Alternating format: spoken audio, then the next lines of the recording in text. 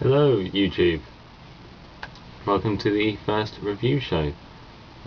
Just to let you know, this is something completely brand new. I've never done anything like this before, so please, I hope you enjoy it, and please bear with me. Basically, what I'll be doing in these sort of episodes, I suppose, is I'll be doing a review each week of one book, one film, and one video game. I will say at this point, with the video games, it will be Xbox 360 games, as that's the console I own. If I've played a PS3 game, then I may review that, but it will be mainly Xbox games. So please don't comment below saying, "Oh, why don't you do PS3 games?" Because it's because I don't have a PS3. So I feel wrong reviewing a game that I don't have or haven't played. So I guess we'll get started. The film I'm going to review this week first, and that is The Hangover 2. I don't know if any of you have seen that, but I went to see it not a couple of days ago at the cinema, and I don't know, I wasn't overwhelmed by it, let's say. I thought it was very much the first film, but in Thailand instead of Las Vegas. It pretty much followed the same story.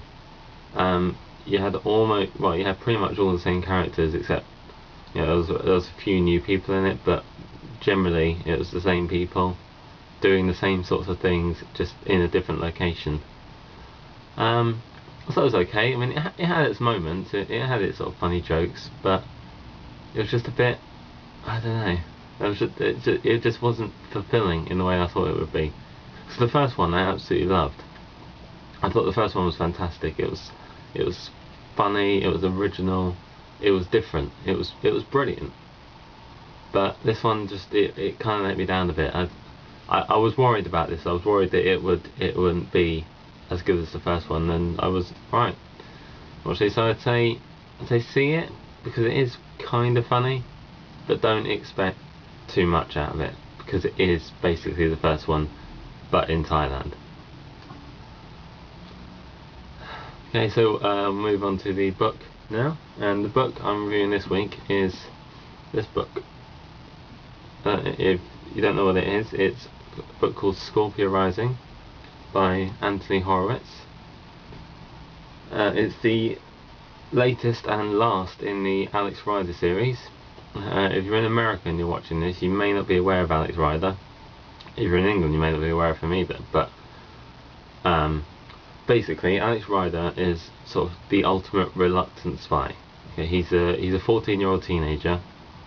Well, he's 15 in this one, but when the series started, he was 14. His uncle was a spy, and his dad was a spy. He didn't know this, obviously, but basically, his uncle was sort of training him to become a spy. Without him sort of realising, and eventually, and his uncle dies in a car crash, and he finds it a bit odd because they say he wasn't wearing a seatbelt, and his uncle was like the safest person he knew, so he didn't quite understand. And so he went sort of hunting, and he discovered that he worked for MI6, and then the story sort of led on from there. And this is the 9th book in the series, the last one. And if you know Anthony Horowitz, he said a couple of years ago that you would know when the series was ending when Alex turned 15. And he is 15 in this book, so we know it's the last one. And also it says in it that it's the last one, so...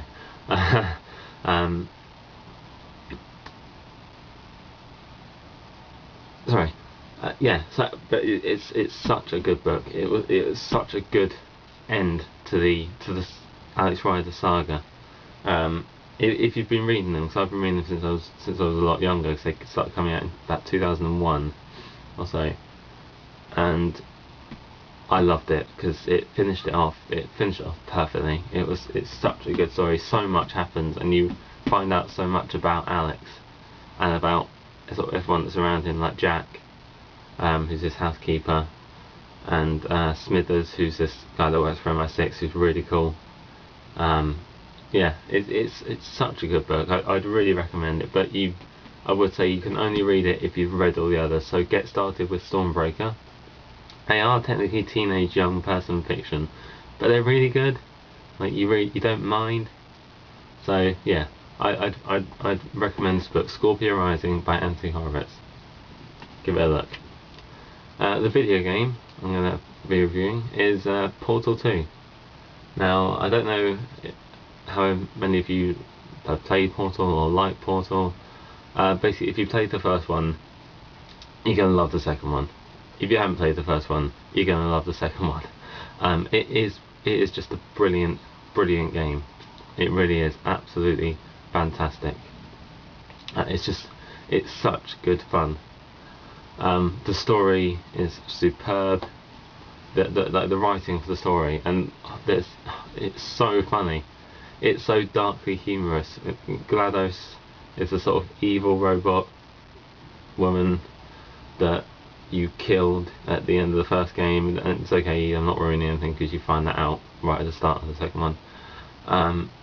Basically, yeah, you killed her, but she's back, and she's pissed. And, but you have this sort of helper guy called Wheatley, and he is brilliant. He's voiced by Stephen Merchant, who some of you may know from The Office. He co-wrote The Office with Ricky Gervais, and he's superb. He is absolutely superb. I mean, they couldn't have picked anyone better than Stephen Merchant to do the voice of Wheatley. Like it just works brilliantly.